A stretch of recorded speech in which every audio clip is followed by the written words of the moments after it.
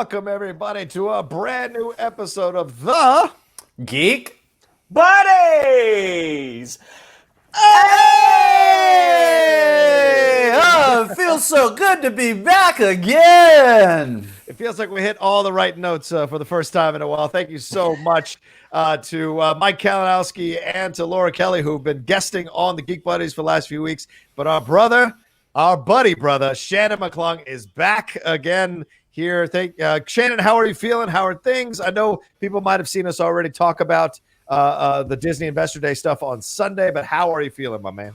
You know, it's a process. You know this, John, as this is something you've already gone through. It's a process. You kind of got to take it a day at a time. There are moments where I get really sad, and there are moments where I get really happy thinking about these great memories I have with my dad. And something I didn't say on the DC Investor Day, or I didn't really stress enough, was listening to the podcast, watching some of the stuff on YouTube, and seeing just these wonderful sentiments that a lot of our audience put out there. And I just want to say thank you very, very much. You guys, again, I read every single one of them, brought tears to my eyes, brought good tears to my eyes. So thank you very much for keeping me and my family in your thoughts. It was very appreciated. Yeah, that's Shannon McClung. I am your other host, John Rocha, and the man in the middle right there.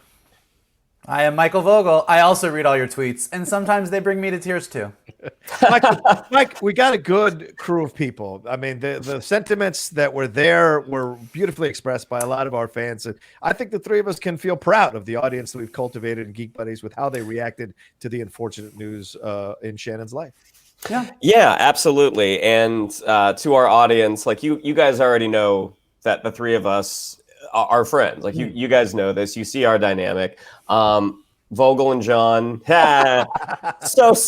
It's changed ever since Vogel becomes my sometimes boss. That's true. That is at least true. he follows you on Twitter. But yeah, go ahead. Yeah, go ahead. Vogel rules with a critical iron fist. But you know, I during that break, during my little hiatus, I had conversations with Vogel, I had conversations with John, I had conversations with Kalinowski, and you know, just the group of people that came together to support me and my family in this time. It was really nice. And like, guys, if you haven't been through something like this, I'm gonna tell you right now, it sucks. Yeah. Like this has been one of the worst sections of my life, without a doubt. But it was sort of buoyed by the wonderful people, not just my friends and family, but my dad's friends as well. And you got to see these people kind of come out of the woodwork and really take care of me and my family during this time. Yeah. Mikey, any words before we move on?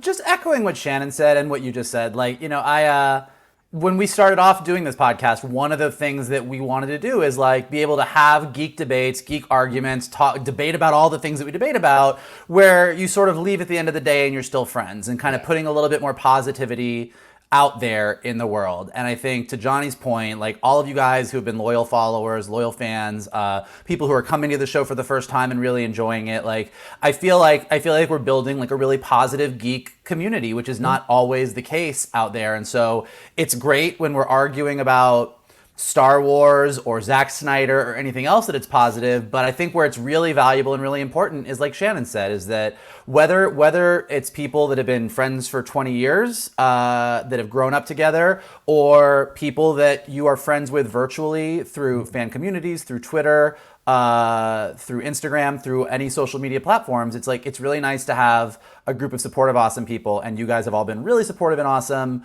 of everything up to and including everything Shannon's dealt with. So thank you. Yeah, absolutely. Thank you from all of us, for sure.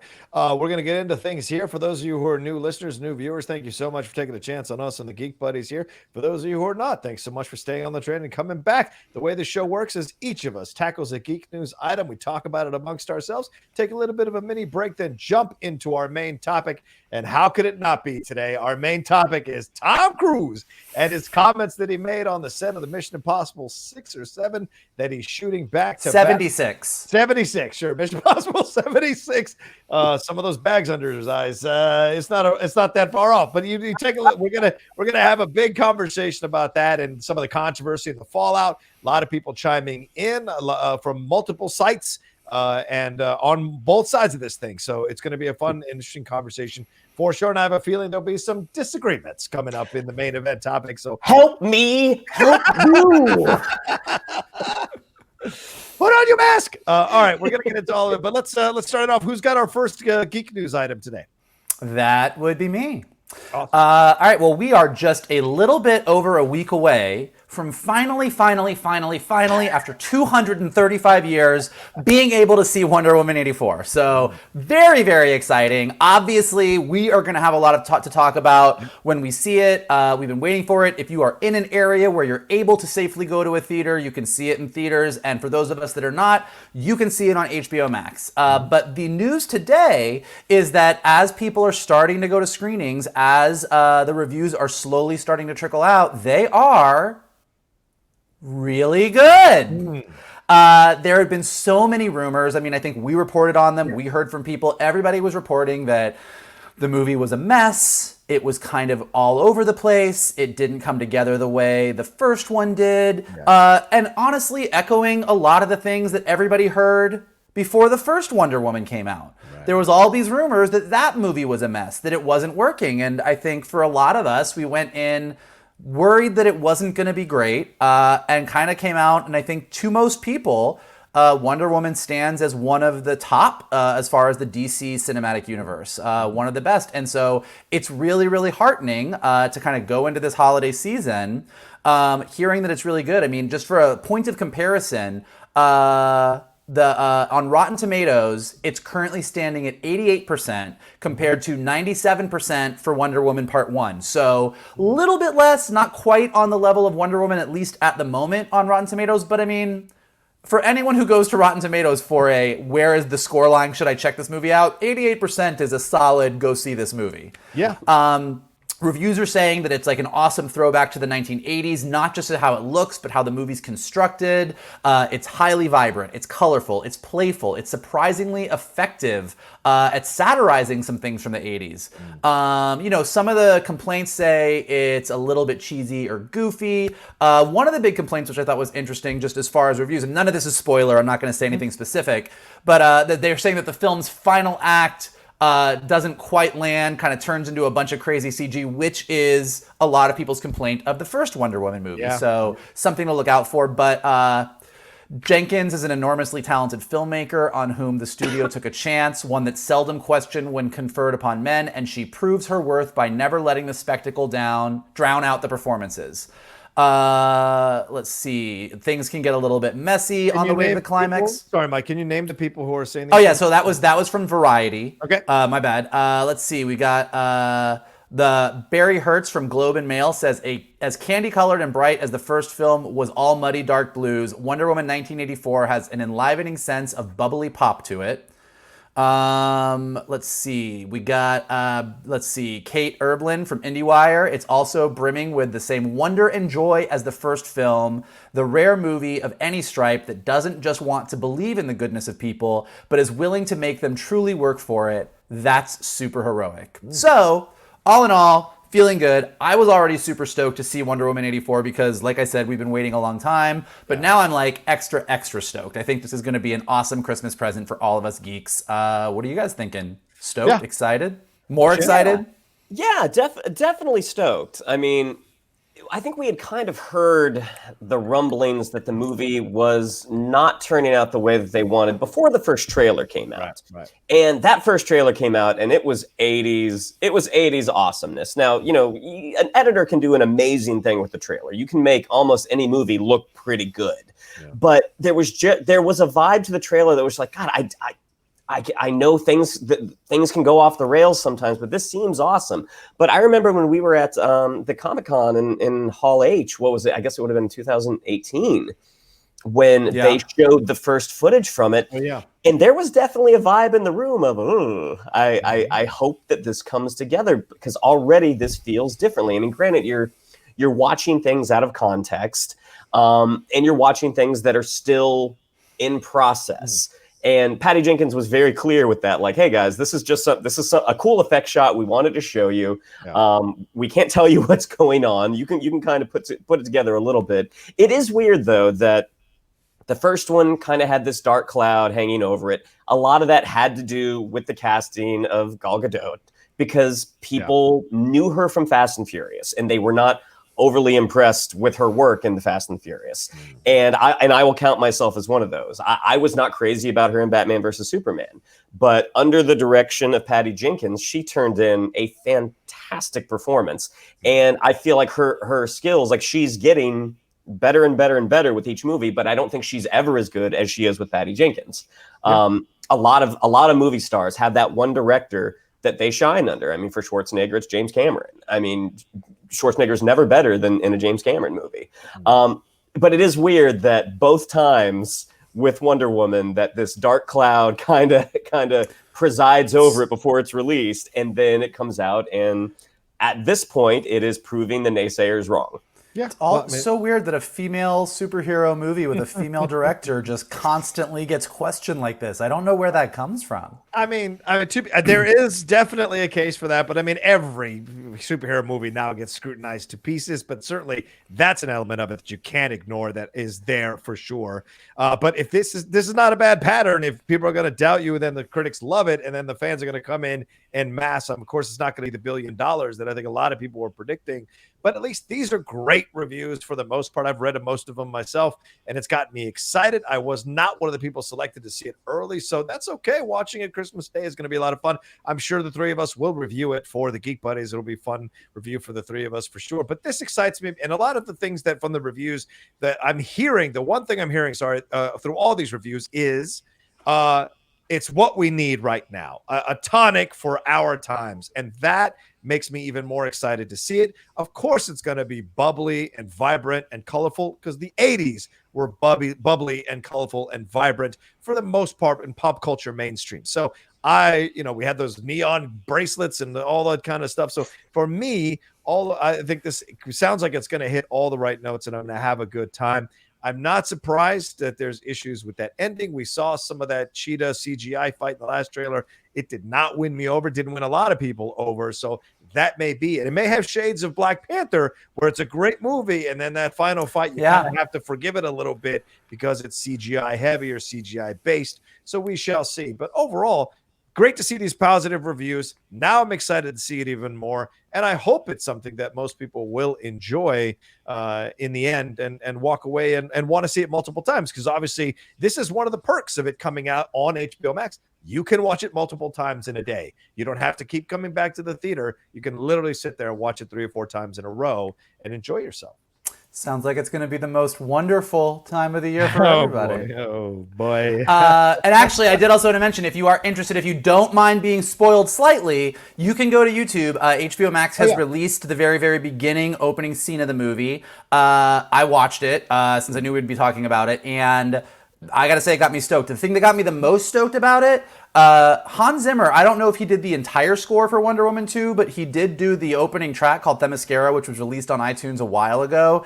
And I got to say, like, as a movie score nerd, this music has got me hyped. And if this is the way the music is going to sound for the whole movie, the first Wonder Woman movie has some amazing music in it. Yeah. But this opening track that is in the scene that you can see on YouTube right now that HBO Max released is... it is straight movie score fire, so go check that out. I will be listening to it as I do my garage workouts that Michael Kalinowski is so excited to talk about.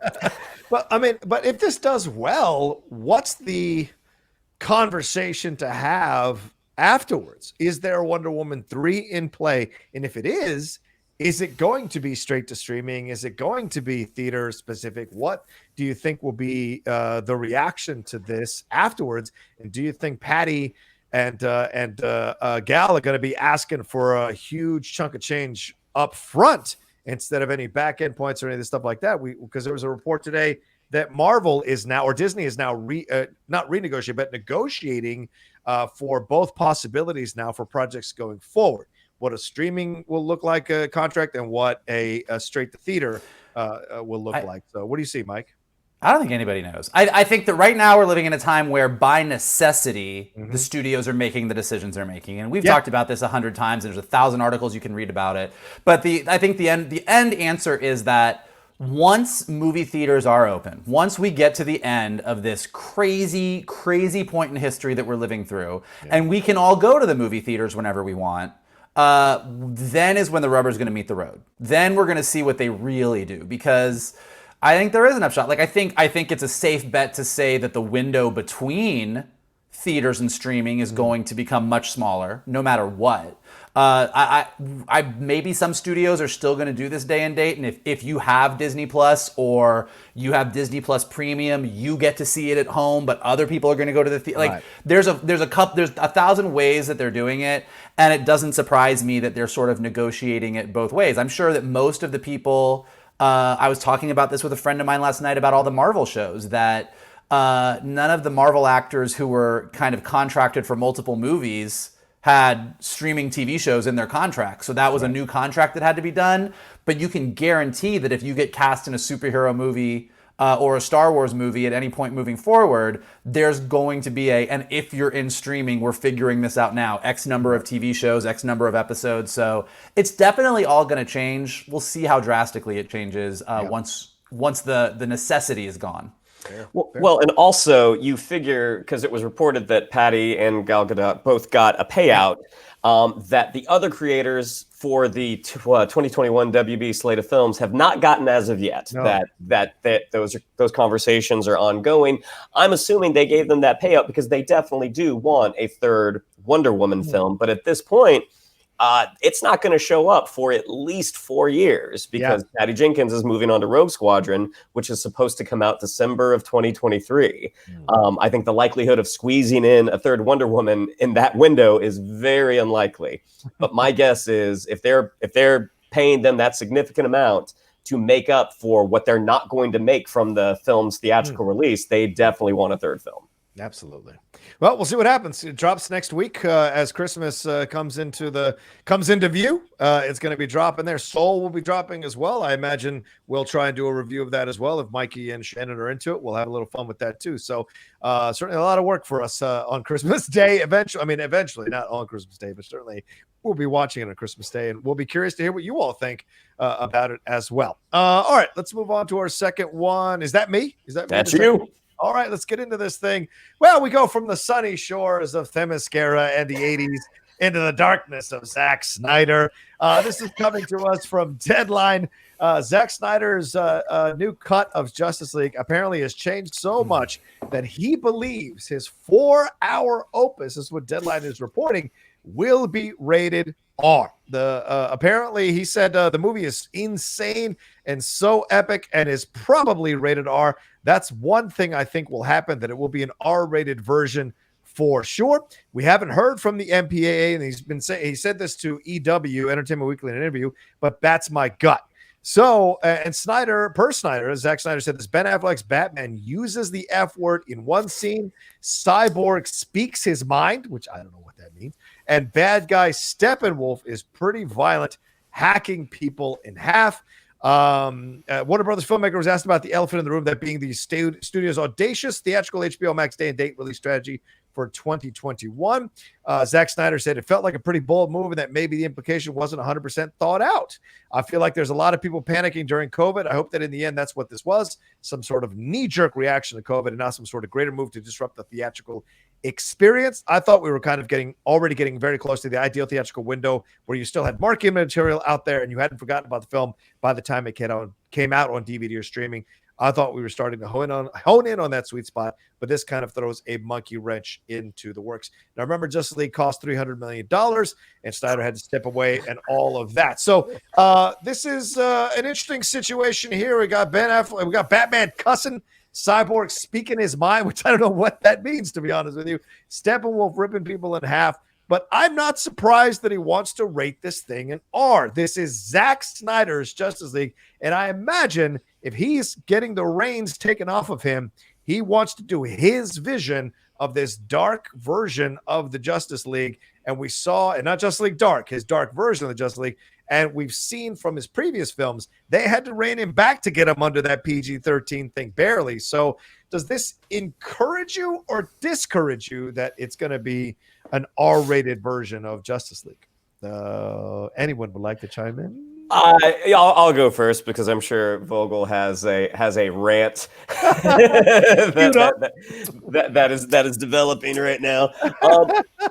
Whether or not Batman drops an F-bomb or Steppenwolf is hacking CGI people in half, I really don't think that's going to up my enjoyment nor detract from it if that is what happens. I mean, the idea of it going theatrically, I kind of doubt, because a 4-hour film is, obviously they would probably do a break in the center. And there's only so many times you can play a 4-hour film in a theater. True. I don't know if that makes financial sense, really. But yeah, I mean, at this point, the people who are going to watch Justice League, they're going to watch Justice League. I mean, the devout fans are there, and the people that are curious are there. Will your average moviegoer care that much? I don't know, and I don't think the idea of Batman again telling the Flash or Aquaman to F off, I don't think that's going to get that many people to tune into HBO Max. That's just my thought. Yeah, Mike, thoughts? Well, the idea of sitting in a theater for 4 hours watching a Zack Snyder movie does make my butt clench up a little bit. Doesn't really get me too excited.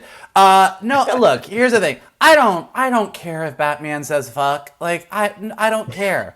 I think that, to me, the fact that the news on Justice League, Zack Snyder's big thing that he's excited about is like, guys, Batman says fuck and like Steppenwolf's hacking people up, makes me go, maybe what you're excited about a superhero movie and what I'm excited about a superhero movie are not the same things. Mm-hmm. Like I want to know, hey, I feel like Superman's arc was really handled poorly when Joss did it.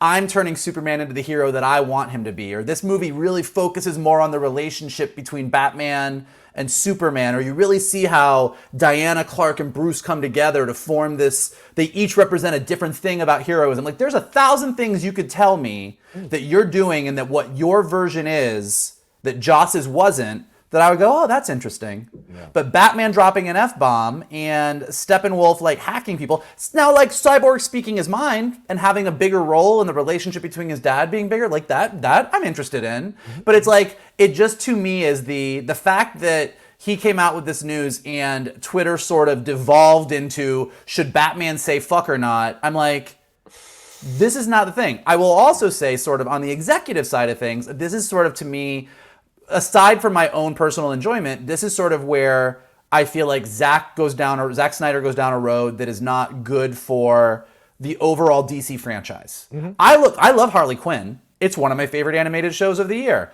There's so many F, S, C, Q, R, P, and W bombs in that show. Like, I can't get past everything they say. So like, it's not that I have some sort of issue that you shouldn't do that, but when you're doing the features, we talked about this a few weeks ago when we discussed the Netflix Marvel characters moving into the Marvel Cinematic Universe, particularly around Punisher, where we kind of said like Marvel is intense emotionally, has awesome action, doesn't shy away from heavy moments, but Marvel movies are made for a family to enjoy. Yeah. You as a old school comic book guy or girl that's been reading them your entire life can take your kids to those movies and you can enjoy Cap and Iron Man and Vision and Wanda and the Guardians of the Galaxy as a family. Zack Snyder does not create a superhero universe that you can enjoy with the whole family on his own, as you said. I mean, they had to rein him back on the others and let loose to his own devices. He's like F-bombs and hacking. And so if that's your jam, if you're excited about this, like, awesome. You're going to see it on HBO Max. If he gets it in a theater, go see it. Like, more power to you. Yeah. But from a business standpoint, as DC looks to Marvel, and as we all look at what Marvel's doing on Disney Plus and the features, going down that road on the feature level does not get you a universe the way that Marvel does. And if you don't care about that, that's cool, but that's something that studios need to consider. Yeah, that's a fair point. You make a lot of good points, I think, as you talk about this, especially the idea of like, well, what's the story? What are we seeing? What's going to inspire people to come see this movie with these characters in this, right? Like you said, what's going to bring Clark and Diana and Bruce together? What's going to like give us some inspiring things that we want to come and enjoy in this film? But I also, by the same token, I think Zack knows how to play that audience of his really well. I mean, he's the one that kind of pushed it along and kind of came along with it and came along with the fandom and got them all excited about it on Vero. So he senses that his fans do respond to the idea of Batman cussing, the idea of Steppenwolf ripping people in half. Look, I'm cool with it. I'm excited. I want to see it. If it works organically in the piece, why wouldn't Bruce Wayne cuss? He's a billionaire playboy who's an adult. So I got no problem with him cussing or saying the F-bomb. He's not Captain America. So I'm cool with him saying he's not Superman even. If Superman said, I think I'd have a real problem if Superman was to cuss, to be honest with you. Batman, I don't mind. He's a creature of the night. You know, things happen. But like with this other situation, it's like, well, what else is there, right? I'm cool with him ripping people in half. I don't mind that. That's Zack Snyder. I know it from that trailer. I know what I'm getting. And I'm cool with it. That being said, now I want to hear, what are the inspiring things? What are the uplifting things? What are the things that I'm going to go as a fan and feel excited to see on screen through his eyes? The violence I know is going to be there. Now we know the cussing is going to be there. The Cyborg thing is interesting. I keep honing on that because to me, it's like, what does that mean? Cyborg speaks his mind. Is he going to talk about Black Lives Matter, racial stuff? Is he going to talk about being the only black guy in this? Is he going to talk about these issues, in social issues in the world? And we know how much Ray Fisher has pushed that with what happened with him and Joss Whedon on the set and Jeff Johns and what have you. So are actual elements of his story being brought in to be part of Cyborg's story so you can have these monologues. I don't have a problem with that either, as long as it's organically fitting into the movie, to be honest with you. So, I mean, his whole thing when he did that whole event that you could go and see him talk about it, is he said, I wanted to do adult superheroes for adults. His version of the adult is a little more R-rated than a lot of people would like to have. So it's his Justice League. That's why he put his name on it. So that's what we're going to see. I don't think it's a big deal, but I appreciate that people do feel it's a big deal. I just go like, why are you surprised by this? From the trailer, why are you surprised by this? So I mean, I will give him absolute credit. Like, Zack Snyder is a marketing force in and of himself. Yes, in his own right. Like, he is a marketing force. And look, he knows, and look, we said this, like, he knows his base is showing up to watch Zack Snyder's Justice League. Like, he has a base, they're coming. The real question is, like, is he going to get the other people? You know what I mean? Like, right. I think you're absolutely right. Any news he comes out with, between now and this thing releasing, you can go right down the line on Twitter, and anything he says, his base, the Snyder Bros, are going to be like, awesome. And the other side is going to roll their eyes and be like, of course Zack Snyder is doing that. Right. And at the end of the day, we're all going to watch it. So I cannot wait for us to do our review of Zack Snyder's Justice League on HBO Max. It is going to be, of all the things that we have argued and debated and reviewed and discussed, that one is going to be a discussion for the ages. And I'm already doing workouts to make sure that my eyes can roll that far back into my head without doing permanent damage. Yeah. And more than likely, those reviews are going to take place over a month, because my guess with HBO Max, it's going to release one episode a week. Probably. So not only will your eyes need strengthening, they'll need conditioning as well, because they're going to have to do that for 4 times. And I'll have to pace myself and begin meditating again so I can handle these arguments and these debates without having a heart attack. Yeah, this is going to be fun. And God forbid, and we'll probably bring on Kalinowski. It's going to be a hell of a battle at that point, a 4-way in the pit for sure. Oh God, Johnny, I don't really think you and I are going to be in the pit, Johnny. We're going to be hanging off to the side, enjoying the show. I'm gonna have to hire a trainer to get myself prepared for this. Need like a movie review montage of me just working out. Like, I'm ready. I just want to see Kalinowski show up with a stack of Shannon's cookies. A stack of Shannon. I'm ready, champ. Let's do it. All right. We'll see what's happening. I don't think they've released a date yet of when this thing is dropping, so we're still waiting to hear that. But, Zach, true to form, every few weeks dropping something to keep people still thinking about it, talking about it, interested. Very smart. Like you said, Mike, he's a marketing machine all on his own. He's very smart about that.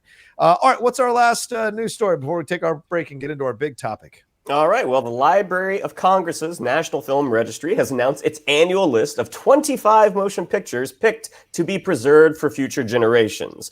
Now, this next 25, it has actually brought the entire total up to 800. Now, you might be wondering, how does a film get into that registry? Well, films, one, have to be at least 10 years old, and they have to be culturally, historically, or aesthetically significant to be considered. And something that I didn't know, the nominations are done by the public, which you can go to loc.gov/film, and the selections are then made by Carla Hayden, who is the Librarian of Congress. And there's actually going to be a television special featuring several of these films and discussions between Hayden and the film historian Jacqueline Stewart, which will be shown Tuesday evening on TCM. Nice. So this year, we have the second superhero movie to be inducted, The Dark Knight. So the first was 1978 Superman. That was back in 2017. And other nominees this year, or other inductees, we have The Blues Brothers, we have Buena Vista Social Club, Grease, Freedom Riders, The Hurt Locker by Catherine Bigelow, The Joy Luck Club. They have a Charlie Chaplin film. I mean, it's really it's a really eclectic list, and 9 movies helmed by women, 7 by people of color. And some of the directors, Stanley Kubrick, Christopher Nolan, Wayne Wang, and Wim Wenders, along with, that Charlie Chaplin short. So, I went back and looked, and there's actually quite a few animated movies. I think Disney by itself just has like 25. But I think this is the first DreamWorks film that has been inducted. Oh, wow. And, the fact that the only 2 superhero films in the National Film Registry are both from DC. For now. Well, because what year did Dark Knight come out? 2008. And when did Iron Man come out? I think same year. 2008. Yeah. I mean, so maybe interesting to see. Maybe we get to 2029 and Avengers Endgame is inducted. Who knows? But what do you gentlemen think of these inductees? I thought it was super cool. I mean, I was super I didn't actually know any of this until we were discussing what we were going to talk about today, and Johnny sent out the topics, and I was like, well, how about this is a whole government position that I didn't know existed that I'm super into. How do I become a librarian? I want to do it. It was really great. I too went back and was kind of flipping through and seeing some of the previous inductees. So the original Superman and Dark Knight are now the 2 superhero movies. Obviously a lot of animated things, but Shrek being in there is really, really interesting. I was curious. I think Dark Knight, we all sort of have an assumption. It is one of the pinnacles of superhero storytelling. I mean, it definitely was the movie that came along, and more so than many others before it, elevated the genre to something that we hadn't realized a superhero movie could get there at that point. And there's definitely superhero movies since then that have done amazing things, but Dark Knight it makes sense to me that that's the one. If that's the one that you're going to take since Donner's Superman to be in the National Registry, it makes sense to me. Shrek is interesting because why do we think it made it in? I love it and I'm super happy that it's in there, but from a CG standpoint, Toy Story was the revolutionary thing. Shrek wasn't. So it's not the CG, it's not the aesthetic of the movie. So it's more the content of the movie. And I think it's great that it's in there. I think it's really awesome. I have my theories about it, but I was going to ask you guys, what do you think about Shrek being in there and why it made it when there's so many other possibilities out there in the world of CG animation? I mean, I'll throw to John because he's more the film critic, but that was something I was wondering as well. Why this year? A Clockwork Orange is being inducted this year. Why did it take? Why now? Shrek was released in 2000. Why did it take 20 years for it to be recognized? Well, and we don't know if it's been proposed for a number of years now since it became qualified for it to be considered for this library. And they do this every year, 25 films every year. So it's pretty incredible to see. And usually a variety, as you said, and it's good to see now they're understanding the taking the pulse of the culture now, which is more women, more people of color. Let's include these to show what's happening. With the Shrek situation, I think it's all about the fact that this is starting to become a more appreciated franchise. And I like all 4 of these Shrek movies. I enjoy them thoroughly. I watch them. I love Rumpelstiltskin in the 4th one. I even enjoy Justin Timberlake as a weird King Arthur. I think there's something to enjoy in all 4 of those films. What are you 3? Shrek 3, what you talking about, Shrek 3? Get out of town. Shrek the 3rd? Shrek the 3rd is a horrible movie. More like Shrek the Turd. As Shannon said, I'm the film critic here, so I'm telling you how to feel. I'm just joking. I like Shrek the Third. Really? I do. I've not liked any of the Shrek films. I like the Fairy Godmother stuff is hilarious to me. I love the Merlin Timberlake stuff with King Arthur that they body swap. That's hilarious throughout the movie for me. And then I even like Puss in Boots. So to me, the Shrek franchise is a damn good franchise. And I think it deserves to be included in the National Film Registry. Also because it's DreamWorks animation. As you guys said, it's something different, right? Something different that did spawn 3 other sequels and a spinoff, and not a lot of animated franchise movies gets a chance to do that necessarily, and they did. So I think they deserve to be in here. But Shannon, if you want to chime in on this, but my other thing is, I'm really surprised by the Blues Brothers being included, and I'm really surprised by Grease. Now, Grease is a great musical, absolutely, and people love it, but Grease has been around since what, 78? So for it to finally qualify, how many people finally voted for it to finally get it over the hump?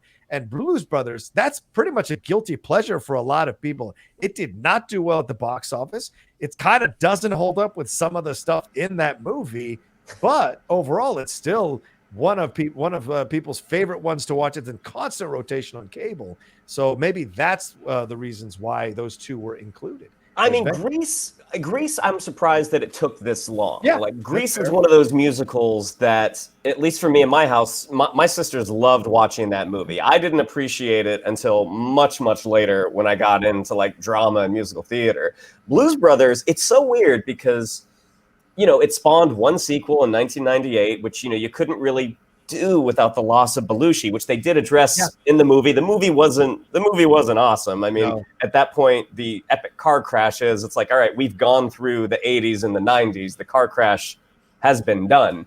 Right. But at the Universal Studios Park, like in Hollywood, the Blues Brothers show, it was a staple for years. I mean, I think it finally went away about maybe 5 years ago, but in Orlando, on their New York streets, they actually have, it's perfectly fitting for the property, but it is this ramshackle little stage that is just held together with chewing gum and duct tape. And people, and like, it's not a proper theater. Like it's a street. So people show up every day to watch that show, to stand. And sometimes, during the Florida summers, it is hot. It's hot and it's humid, but they will still stand on this cobblestone street and watch these 2 old guys sing and dance. Well, I think you make a good point. It's like, I think some of the times with these movies, what does take so long is that it's not the movie itself. It's the cultural importance of the movie that comes over time. Yeah. And Blues Brothers, when it came out, was Blues Brothers. But to your point, Shannon, like there's a lot of people that only know the Blues Brothers through going to Universal, and that's how they discover them. And I think that they've become sort of so entrenched as a part of pop culture, as has Grease. For better or for worse. I mean, we all love Grease. A lot of us grew up with Grease. We perform Grease in musicals, but we also sort of make fun of Grease because the whole point of the movie is, hey, girl, you should change yourself for a man. Like, so there's a whole aspect there too. Similarly with Shrek, I think Johnny makes a really good point about being one of the first mega movies that did spawn an entire franchise and multiple sequels.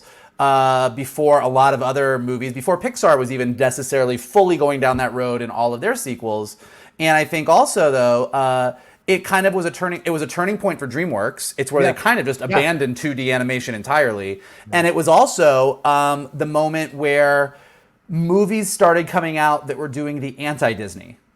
You know, I think it also represents sort of that anti-Disney, like whereas Disney is the Beauty and the Beast, the ugly beast turns into the prince. Shrek was real beauty is I love you how you look, and I would prefer you to be an ogre than the pretty princess. So I think that in that way, it sort of like makes the cut into it's a different type of fairy tale for a different type of world. So I do think it's interesting when you look at these movies that like the Greases and Blues Brothers that could have been on their way before that weren't, or looking at why, and it's like, you know, it's not always about the movie itself, but it's about what the movie says about the time that we live in, or what it reflects back to us about ourselves, which I think is interesting too. Yeah. I mean, it says that in the thing, like it's like the film's cultural significance. I know we're trying to move on to our main topic. I got to tell you guys a quick story. Back when I was in Florida, you know, they have a Men in Black attraction. They have a Men in Black ride. And for a while, they had Men in Black walk around performers. So that was one of my jobs. Is I was an MIB agent. So you would hop into like the black Lincoln. Oh yeah. Oh, I was 22. I was in shape. I look great. But the only difference between the Blues Brothers and the Men in Black is a black fedora, and they drive an old police car with a giant speaker on top. So me and this guy, this older gentleman, we were driving around in the Men in Black car, and this woman who was from Chicago, who had probably worked in a bar for about 30 years, she stopped and she's like, oh, it's the Blues Brothers. Oh, people in my bar love you guys. What are your names? She pointed at me. She's like, you're Elroy, and you're to the older guy. And he went, Jack. Jack and Elroy. Oh, I gotta get a picture. The people aren't gonna believe this. And so as she walks away, I'm like, you know, it's Jake, right? He's like, yeah, and I also know it's not Elroy. So my little Blues Brothers experience. But then you just neuralized her. You got there, you neuralized her, and now she doesn't remember her name. Yeah. No.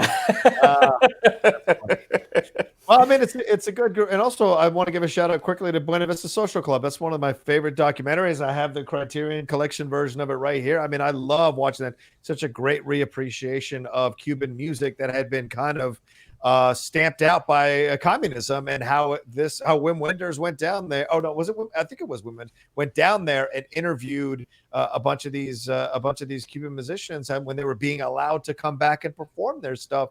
And if you haven't watched Buena Vista Social Club, it is one of the greatest musical documentaries you're ever going to watch, or music documentaries you're ever going to watch. It's just so good. So it's a great mix, and there's some foreign stuff in here too throughout. So it isn't just American movies. It is movies that have crossed over or come over or been seen here. And so much love to them putting it. And I think it's a positive thing, Mike. Like you said, it's great to have something that's involved with the government that preserves art like films, and appreciates their effect on our world. So many people want to rock around and dismiss the arts. The arts are so essential to our existence that people want to discount it. It's the first thing they want to cut all the time, but they have no idea how much it keeps them alive. And so same people that go home and watch a fucking comedy on their television when they get home who want to cut the arts, kiss my ass with that shit.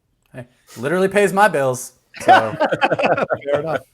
And it kind of pays mine too. All right. Let's take a quick break, and we'll jump into our main topic and stretch out a little bit before we get into it, because it's going to get rough. All right, we'll be back. Do-do-do. Do-do-do.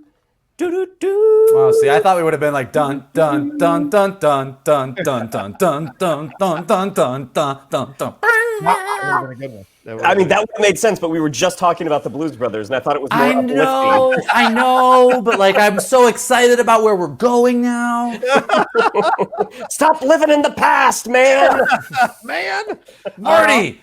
All right, well, let's get into the battle here. As you may or may not have heard, if you're on social media, I don't know how you did it, but there was a clandestine recording of Tom Cruise, who was apparently shouting at workers on the set of Mission Impossible 7 and threatening to fire them because they were what he deemed to be breaking COVID-19 guidelines. Apparently, from what the reporting is, and we're getting this from The Sun and other places, apparently it was these two gentlemen who were standing too close to each other by a monitor and talking about stuff. And this is what prompted Tom Cruise to kind of get very upset and scream at them. He said things like, "If I see you doing it again, you're gone.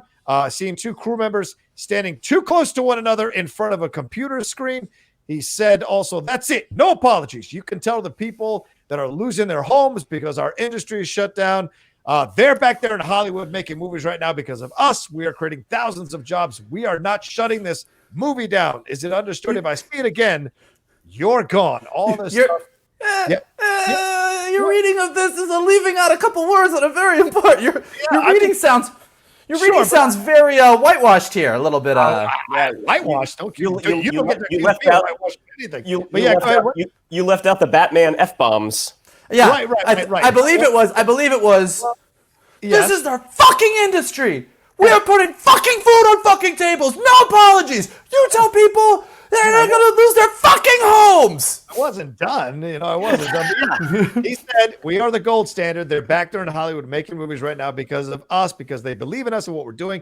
I'm on the phone with every fucking studio at night, insurance companies, producers, and they're looking at us, and they are, and they're looking at us. I lost it here. I'm on the phone. Yeah, they're looking at us and using us to make their movies. We are creating thousands of jobs, you motherfuckers.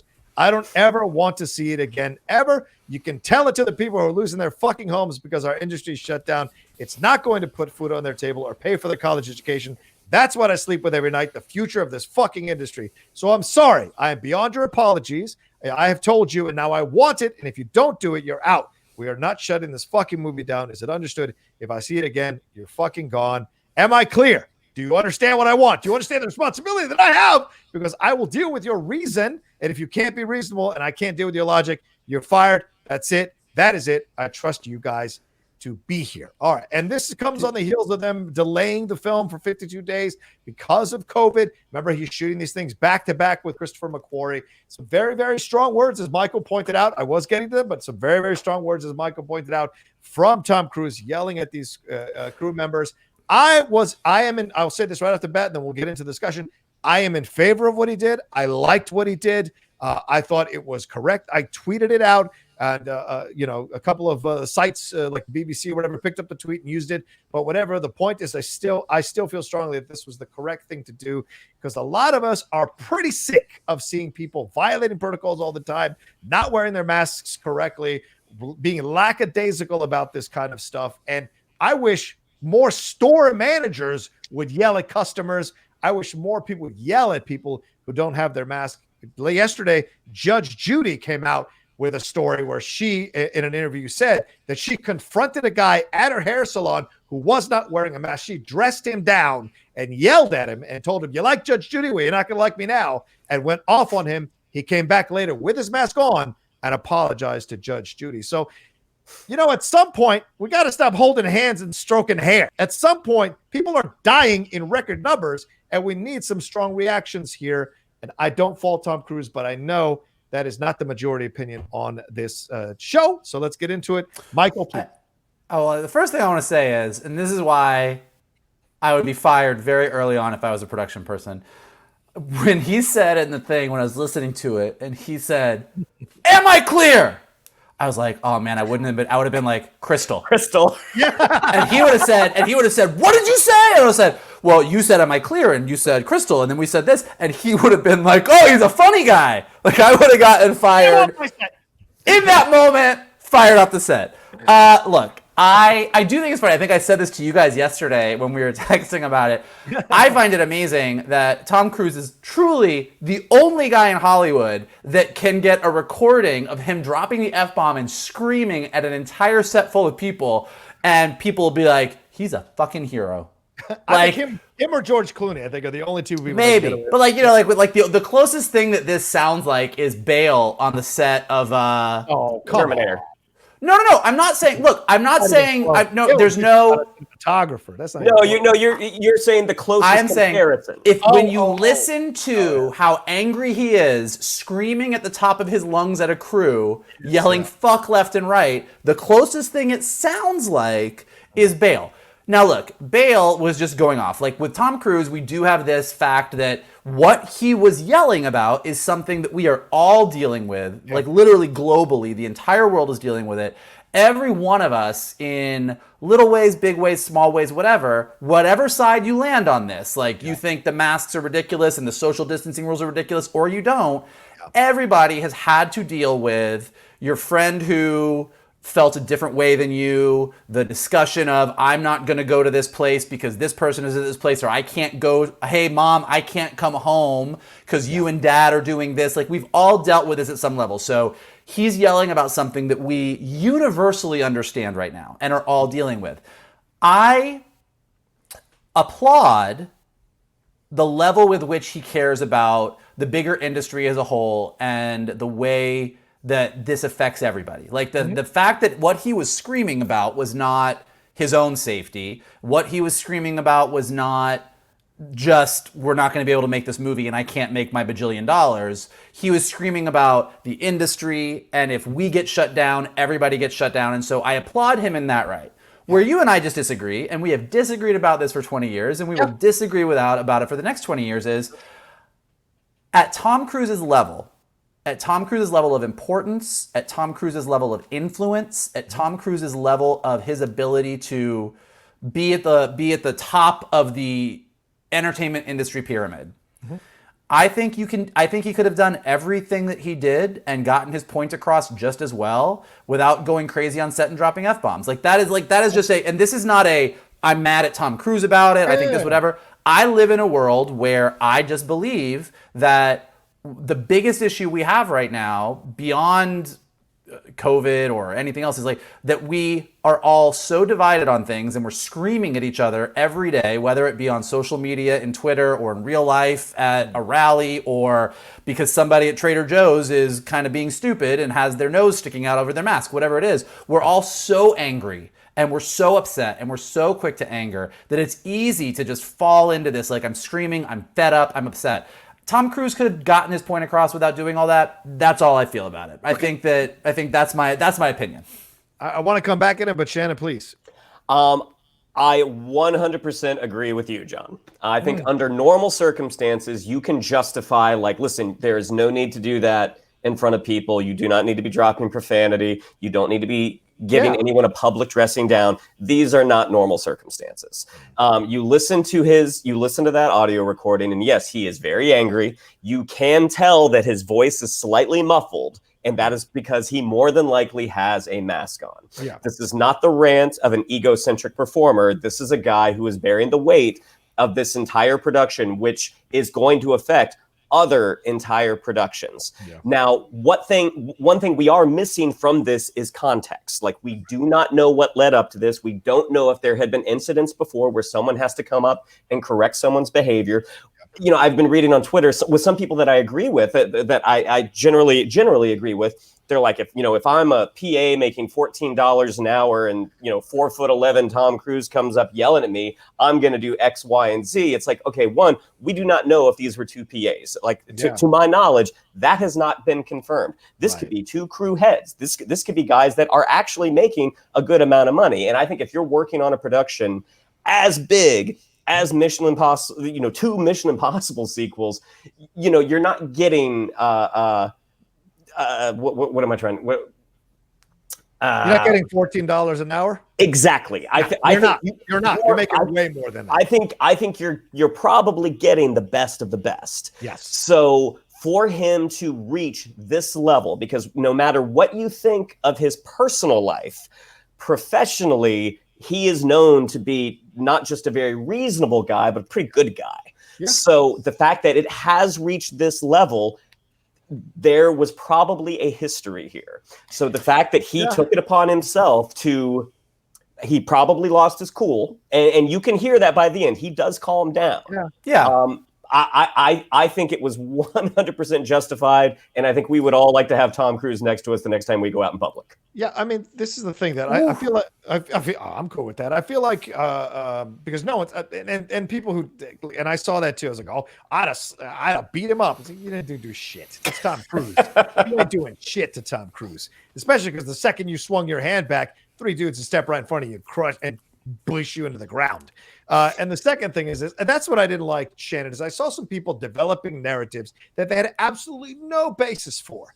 14 to 15. You have no idea that was two PAs, and you sure as fuck ain't making $14 to $15 as a PA on the sets for Mission Impossible 6 and 7 back to back. There's no way you're making that much. You're making much more. Now, that doesn't mean that you with that extra money, you do deserve to get yelled at, or you can't. That does not mean that. But I'm just saying, I'm going to quash that narrative right now. They did not make. That being said, this has clearly been building. It sounded to me like this is not the first time he's seen this. He said, something like, I know I've seen this. Like he said something that alluded to the fact that this is not the first time. And he's saying, I'll listen to your reason, but if I don't agree with your reason or your logic, you're gone. So he's saying he'll be reasonable. He'll hear you out, but he had to let this out. And Michael, you make a good point. Should it have built to this point? Should he handle things this way?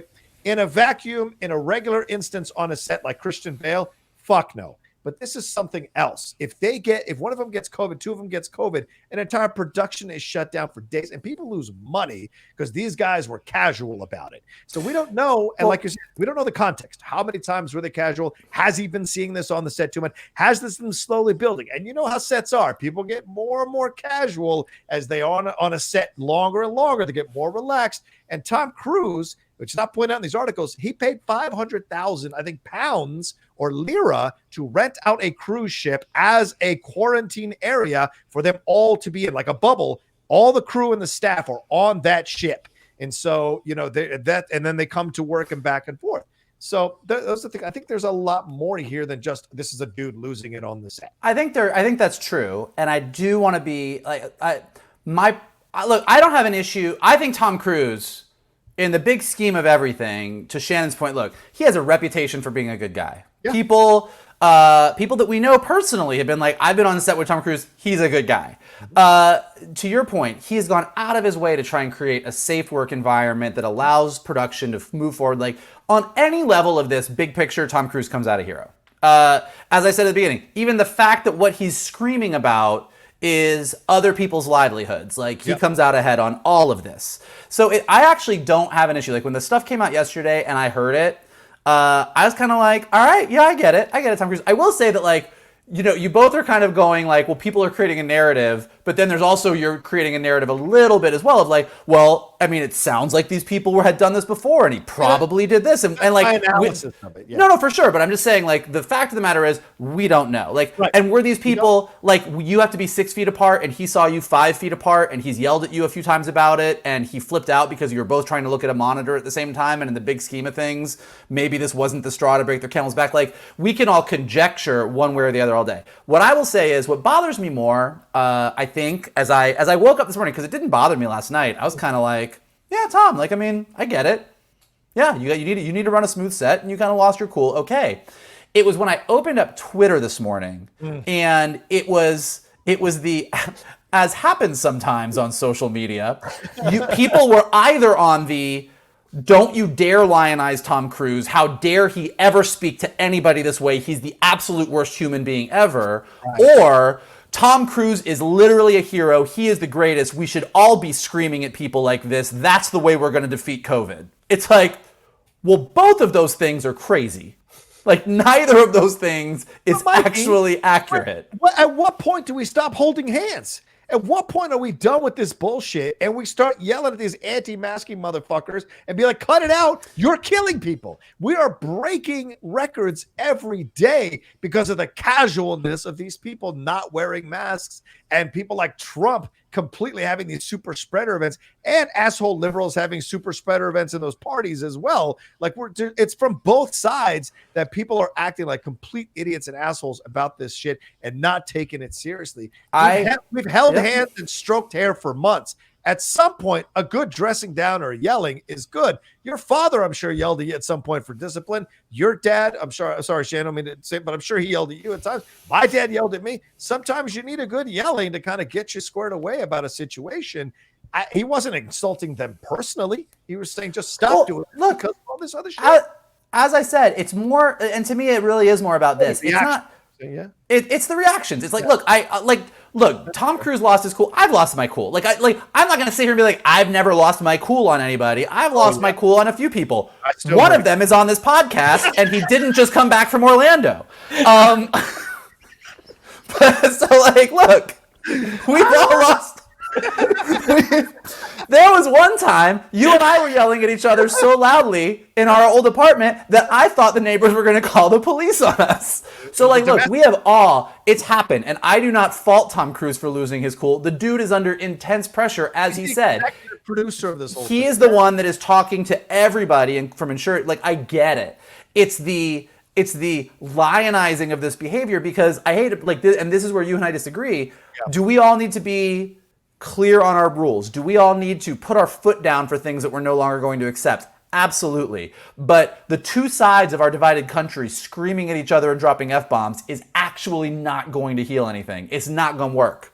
So there is a way to be, to your point, and I agree with you, enough is enough. We're putting our foot down. This needs to end. We need to be clear on this. Yeah. And I think that you're 100% right on that. And I think Tom Cruise is 100% right on that on his set right now. Yeah. I think that we are so fed up, and Tom Cruise has gone on a Tom Cruise level rant, and we're like, that's what we need. I'm like, that is actually not what we need. And I think that Tom Cruise, after he did that, probably went off set and was like, oh, that probably wasn't the best way to handle that, but I was really mad.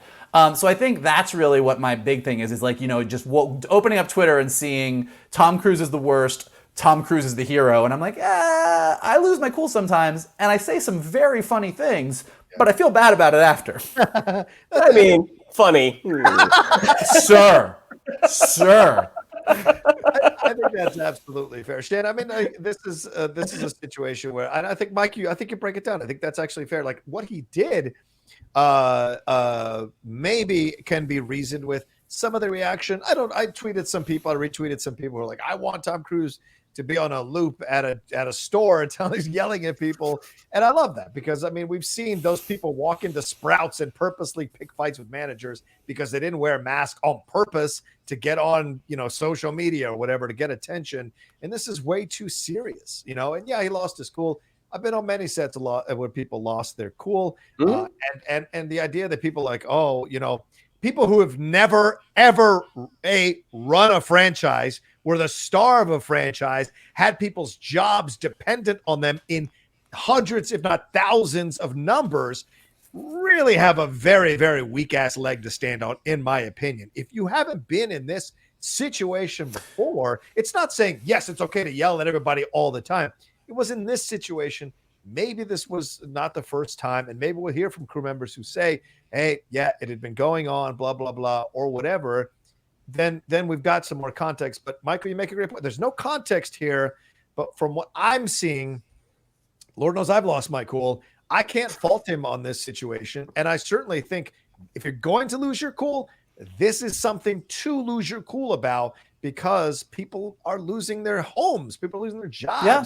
People can't feed their kids. He mentioned the movie, I think, once. Like he said, we are not shutting this effing movie down. What he's talking about is the collapse of the industry. He's talking about people not being able to send their kids to college, or losing their homes, or not being able to put food on the table. Now, I've worked people, I hate that narrative too. People like, oh, rich people. But anyway, go ahead. I worked with a lead on a show, and I would say I was the subject of a little bit of demeaning behavior one day, and it was because that guy was an asshole. Yeah. What Tom Cruise did to me, that is not. He did not make anything personal. He didn't make anything personal. Right. Did he call them mother effers? Yes, he did.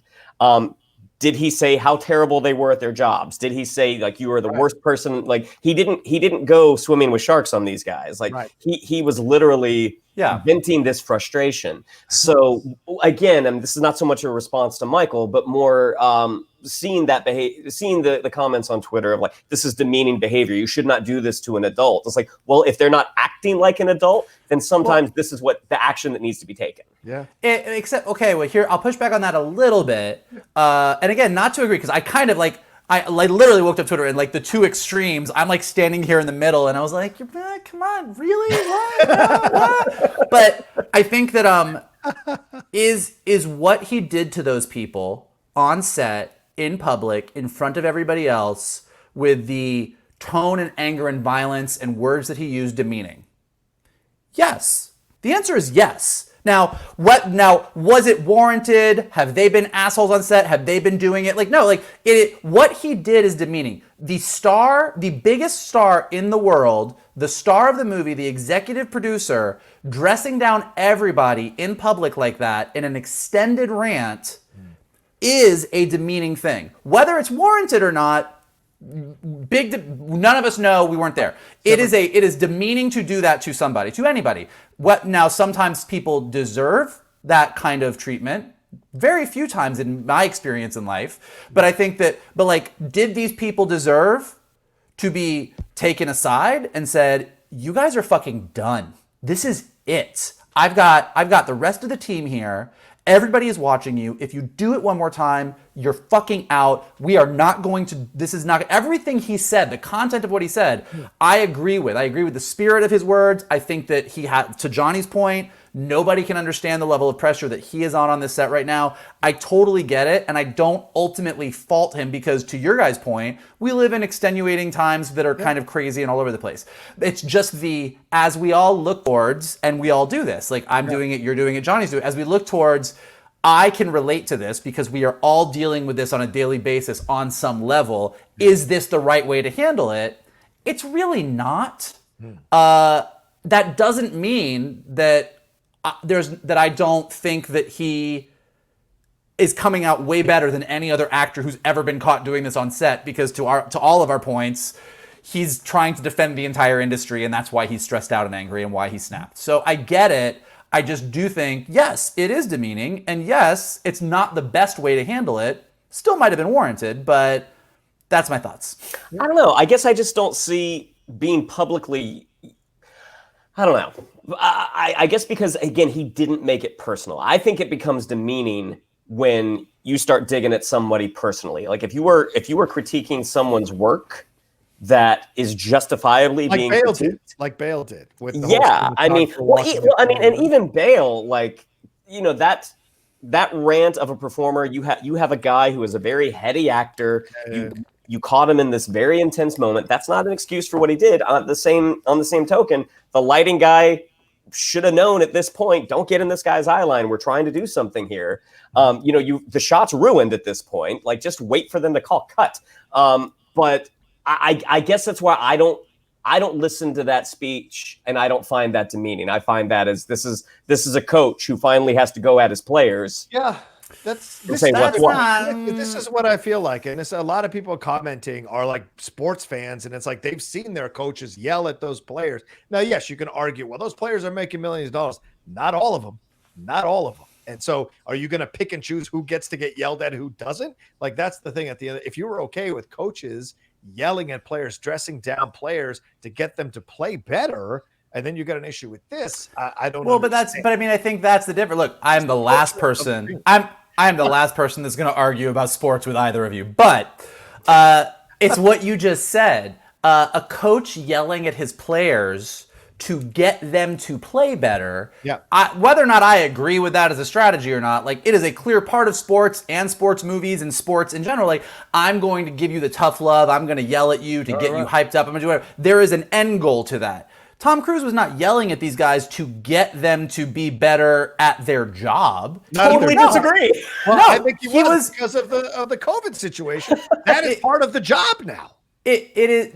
He was a coach doing what you guys are describing is not somebody who has completely lost their cool and having a meltdown. They're doing something with a purpose. It's part of their thing. That's what I'm a coach that's known for doing this thing. I come in, this is my thing that I do. This is not a thing that Tom Cruise is known for. This is not part of his strategy on set for dealing with crew people. This is something that he did because he lost his cool, because he flipped out about something, because you can't say, on the one hand, he has intense pressure. Nobody understands the pressure that he's on. He's so stressed about this. This is a crazy time. This has never been happened before in the history. That's why he got upset. And then turn around and say, it's the same thing that a coach does every week. He's hyping these guys up to try and make them be better at their job. Like, it's one or the other. And I think it's the former.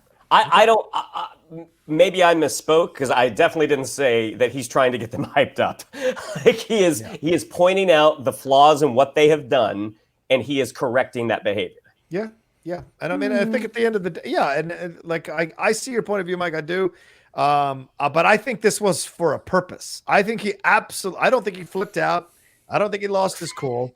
I think what he did was, I've hit my wall. Enough is enough. I'm going to tell you how I fucking feel about this. And he said, I'm beyond your apologies, which means, at least in my interpretation of it, it means you that assume it means that there were apologies before yes, this. there were apologies before that. Other people made the mistakes. Oh, sorry, Tom, or because he has been apparently a super strict guy about this shit on set because he doesn't want this to be shut down anymore. And I would too if I'm approaching 60. I don't get how many Mission Impossible movies I got left in me. Every day is like, I'd be crazy too a little bit. But these people don't have jobs without Tom. These people don't have jobs without Tom, and that's part of it too. And also, I really want to, and we'll wrap up here because I know we've been going for a bit, but like, I really would. This defaulting to the Scientology shit can kiss my ass. I'm so done with that kind of stuff because it's the same people writing about this shit that kiss Elizabeth Moss's ass to pieces, and she is just as much of a Scientologist, or Michael Pena, or whoever you want to name her a Scientologist. Because if you start going down that track, that means that if I see that an actor or an actress or whoever's losing their cool and they're a Catholic, I can go, well, you know what? The Catholic Church has a history of mistreating, for centuries. It's that kind of shit. You attack people's faith. It's his faith. It's his faith, religious freedom. And to me, I think you attack that. That's a default, and that's low-hanging fruit. I agree that in this case, his being a Scientologist has nothing to do about the way he reacted. We could have a whole other Geek Buddies about does Scientology. It's not quite the same as Catholicism, but I get your point that in this case, I don't think it applies. And I think kind of like, look, at the end of the day, and I think where we all do agree is that he was clearly not being selfish. This was not a self-absorbed actor. Right. This was not a self-absorbed actor having some kind of hissy fit on set. Like, he's got a huge amount of pressure on him. What he was upset about is something that we are all dealing with, so we all get it. We understand why people would be upset about that. I have had people freak out at me on things. Like, I was waiting in line at coffee one day down the street, and I was not really thinking about it and paying attention, and I was a little bit close, and the guy's like, hey, could you back up? And I was like, oh, yeah, my bad. Like, that is 100% fair. Like, we've all dealt with this on one side or the other. I am just saying that I don't think this is the behavior to model. And I think I don't know about this, but I think if Tom Cruise was out discussing this with people, he'd be like, yeah, that was not the best way to handle that. I kind of lost my cool. That's my opinion. That's conjecture. This is undoubtedly going to come up. Again, like, this is not the end of this story. Like, I imagine in the press junket leading up to the release of these films, this incident will come up, undoubtedly. Yeah, absolutely. All right, well, there we go. Let's wrap it up there. And this has been another thrilling and exciting and fun Geek Buddies for sure. And thank you all so much for downloading this or listening to it on the podcast feed. We appreciate it madly. Shannon, what do we got to tell them? Yeah, if you'd like to follow us on social media, on Twitter, it's @geek_buddies, on Instagram, @the_geek_buddies. If you'd like to follow me on social media, on Twitter, it's @Shannon_McClung, on Instagram, it's Shannon the Geek Buddy. If you would like to follow Mr. Vogel, it's @MK2, and if you would like to follow Mr. Rocha, it is @The Rocha Says. Mikey? If you like the fucking Geek Buddies, and you want to keep watching the fucking Geek Buddies, here's the fuck what you need to do. I need you to click that fucking like button and leave a fucking comment. Oh, right. Do we have an explicit thing on our little ad? It does say light profanity, but all right. Well, we blew that one out today. Listen. Or they can have an issue, I guess. No, seriously. If you enjoyed this discussion, if you want to enjoy more discussions, click the like button below. Subscribe to Johnny's page. Leave comments in the comment section. What do you think about this? Like, where do you fall on this? What do you think about Tom Cruise? What do you think about COVID? What stories do you have where you've had to deal with stuff like this? And the other thing that you can do, in addition to following us on Twitter and Instagram, is go ahead and share this post. Share it with your friends. If you're talking about the Tom Cruise thing, say, here's what the Geek Buddies thought. Tell people if they want to have geeky conversations to come and join in the fun. We enjoy it. We love having you all here, as we said at the top of the episodes, and we look forward to doing this for a very long time moving forward. Absolutely. Thank you all so much, and much love to Shannon being back. And one last thing. Happy birthday, Michael Vogel! Oh, thank you. thank you. It was the weirdest birthday ever yesterday. I did say, actually, it was funny, really quickly, I did say to somebody, they're like, how was your birthday? And I was like, well, it was weird. I didn't, it was a normal day. I woke up, I walked my dog, I worked out, I wrote, I had a couple meetings, and that was my day because it is 2020 and you can't do anything else. But I will say that kind of one of the silver linings of a COVID birthday is that since you don't really have any big plans, you do get to reflect on the simple things that you do have in your life. And I'm very fortunate. In one of the many ways that I'm fortunate is that I get to spend at least one time a week, if not more, with you two having geeky discussions. And I very much enjoy it. So thank you very much for making yet another year of my life a delight. Oh, it's very kind. The feeling is mutual. You know that. Or mutual. The feeling is mutual, as the Whoa. Hey. And hey, ladies and gentlemen, give him some love on Twitter, on social media. Send him some belated birthday wishes as well at MKToon. Give him some love there as well. All right, that's it from us. Take care of yourselves, and we'll talk to you next time on another brand new episode of the Geek Buddies.